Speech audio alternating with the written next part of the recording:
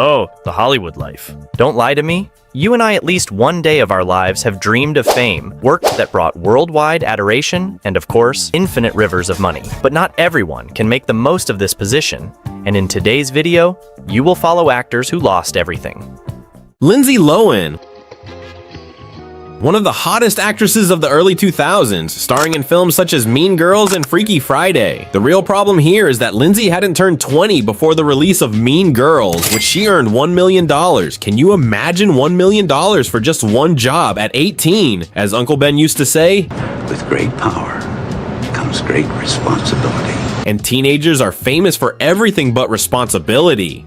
With all the possible possibilities in the world at Lohan's feet, she began to spend in the most unrestrained way possible. Around 2005, she began to be seen almost daily in luxury clubs, spending thousands of dollars in a single night and buying designer clothes and accessories worth tens and hundreds of thousands of dollars. Over the years, this lifestyle became more and more intense, and she ended up being arrested for driving under the influence of alcohol and drugs. It is estimated that she will spend more than $300,000 US on treatment, legal fees, and fines. But that's not even the worst part. If you were a film producer, would you invest millions of dollars in a completely problematic figure who, in addition to bringing bad publicity, would put your project at risk? They thought the same, and every year that passed, the fewer jobs she received, while her extravagant style continued as if nothing was happening. In 2009, she found a new enemy, the IRS, which collected back taxes worth more than $233,000. The agency froze the actress's bank accounts as a way to ensure payment of outstanding taxes. Time to learn from your own mistakes? Fuck no. To support this luxurious life while her accounts were blocked, Lohan resorted to loans and a large use of credit cards. In 2010, she was sued for a jewelry theft incident in which she was accused of taking a necklace from a store without paying, which resulted in a lawsuit worth about $100,000. The other huge debt she had was in 2016 due to not paying the rent for her luxurious apartment in Knightsbridge, London. She accumulated a debt of around $95,000, corresponding to 6 months of back rent. She began investing in businesses such as the Lohan Beach House nightclub in Greece. However, these ventures had limited success and were closed after some time due to financial and management difficulties. Between 2020 and 2023, Lohan slowly regained control of her career, accepting smaller roles and contracts in films and television, such as appearing in a romantic comedy on Netflix released in 2022. These opportunities were a step toward her gradual return to entertainment, but financial challenges are still speculated as Lohan has not completely recovered her fortune. However, it appears to be in a more stable phase and less marked by excesses and scandals, which suggests an attempt to gradually rebuild its public image and finances. Nicolas Cage. After the success of National Treasure, Nicolas Cage's net worth rose to an estimated $150 million, which fueled an extensive spending spree. He bought a $25 million waterfront mansion as his primary residence, followed by a $15 million countryside mansion, an $8.5 million Las Vegas apartment, and even a private island in the Bahamas for $3 million. To satisfy his love for historic European architecture, Cage also invested $12.3 million in two medieval castles where he hosted extravagant parties reminiscent of the Gatsby era.